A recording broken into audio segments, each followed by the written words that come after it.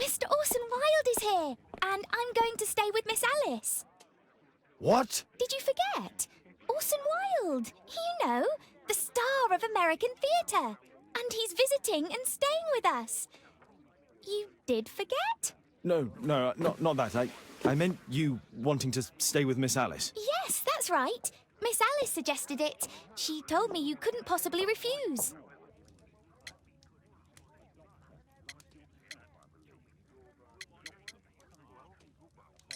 Miss Alice has visitors at night. I don't think it would be appropriate. Oh, Mr. Holmes, just you stop that now. I think that I would know if that were the case.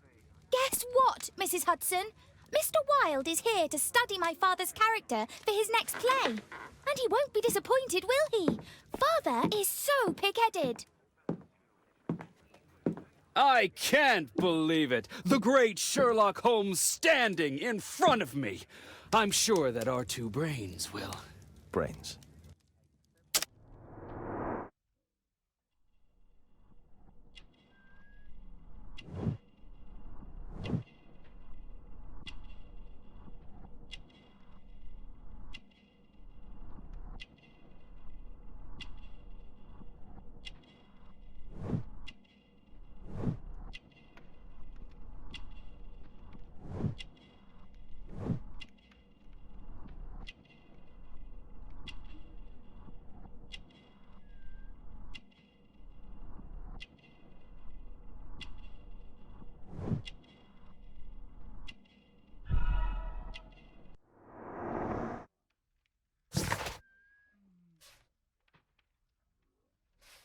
Mr. Wilde, your room.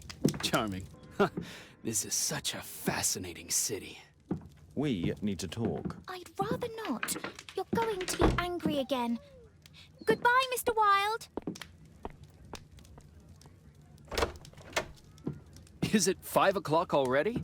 I think I might go and ask Mrs. Hudson for some tea.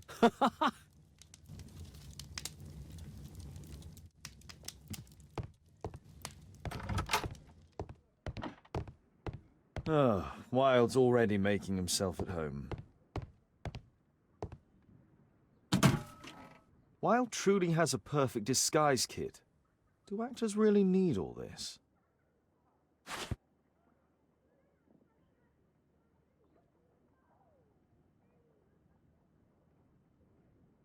I use the same brushes for makeup. This must be grease paint.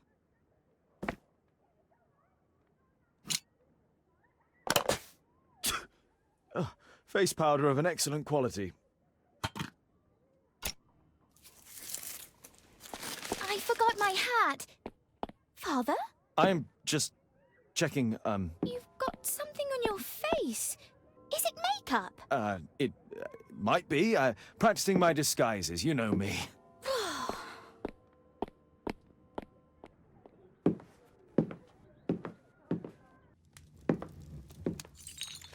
No, don't touch that! No!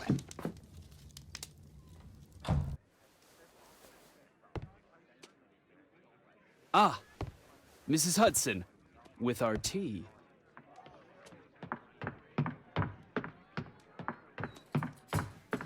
Not quite. We have a visitor. However, the lady is not so much angry as perplexed. Good day to you, gentlemen. My name is Mary Sutherland. I have come to you, Mr. Holmes, because I would give everything I have to know what has become of Mr. Hosmer Angel. Why the haste, Miss Sutherland? Mr. Hosmer Angel has disappeared, and my father, Mr. Winterbank, will do nothing. It makes me so angry.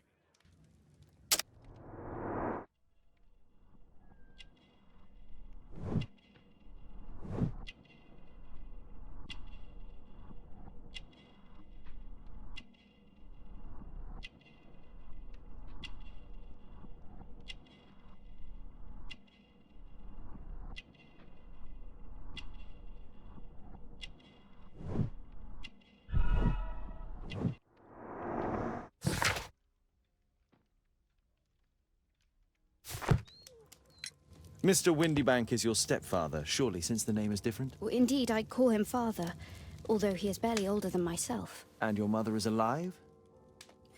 Oh, yes.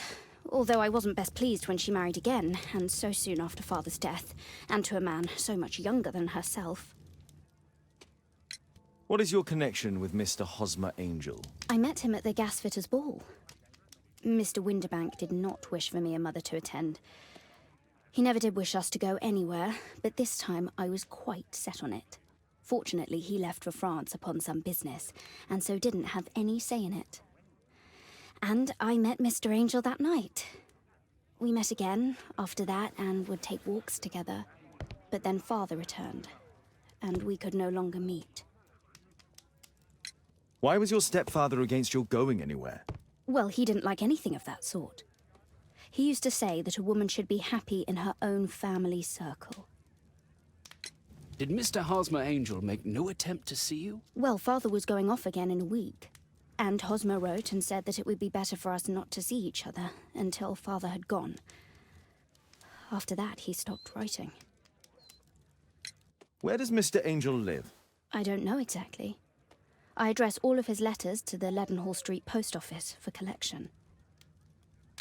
Were you engaged? Oh yes, Mr. Holmes. Right after the first walk that we took. Do you have your own income? I do, from an inheritance. It was left to me by my Uncle Ned in Auckland. Then you have all that you could wish for, naturally. Well, I live at home and don't wish to be a burden to my family, so they have the use of the money. Is there anything else that you can tell me about Mr. Angel? He is a very shy man. He would rather walk with me in the evening, so as to be discreet. I put a missing persons notice in last Saturday's Chronicle. Here's a copy, and a letter from him. Haha, a love letter. Yes, I see. As I anticipated, this validates my deductions perfectly. What deductions, Mr. Mr. Wilde. Holmes. Tell her.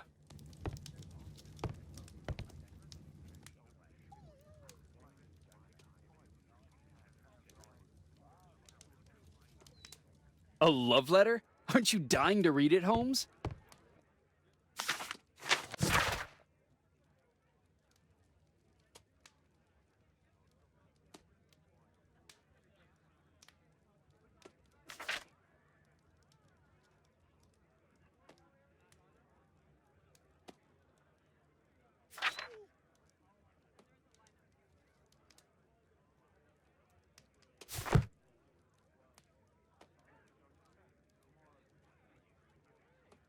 This is strange. The love letter is typewritten. Good quality paper, quite smooth. Fairly common ink, nothing special. We had a wonderful time together, didn't we, while your father was in France? I'm waiting for the moment when your stepfather leaves once more. Miss Hosmer Angel decided not to leave his signature. Let's study this letter more closely. There are some letters with typographical defects. Miss Sutherland, do you have any other letters from Mr. Angel? Unfortunately not. But I've brought my father's letter from Paris. Here it is.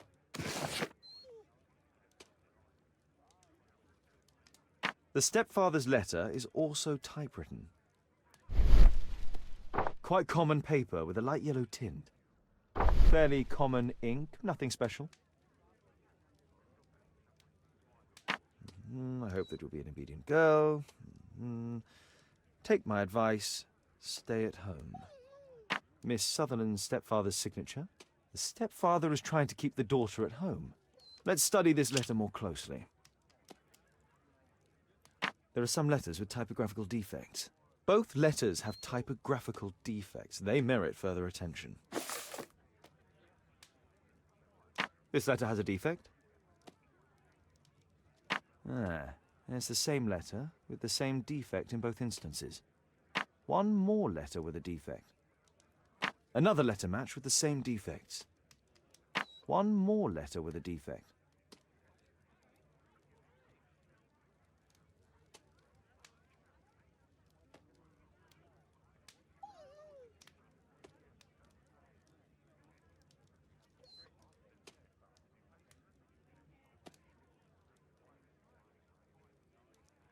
Another letter match with the same defects. So, based on the specific defects, we could say that these letters were composed on the same typewriter.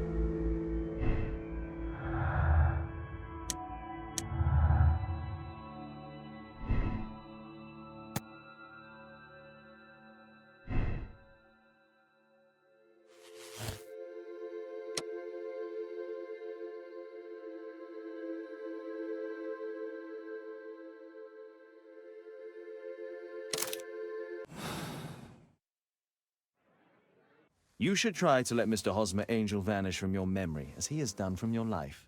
Then you don't think I'll see him again? I fear not. Then what has happened to him? Your stepfather married your mother for her money, and also enjoyed the use of your income. But with your personal advantages, it was clear that you would not remain single for long, even with him keeping you at home. He disguised himself and reappeared as Mr. Hosmer Angel.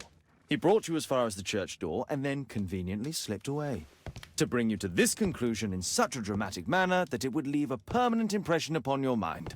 You have been cruelly tricked, Miss Sutherland. Oh, Mr. Holmes. No, I can't believe it. But we were engaged. Oh, it's horrible to think about.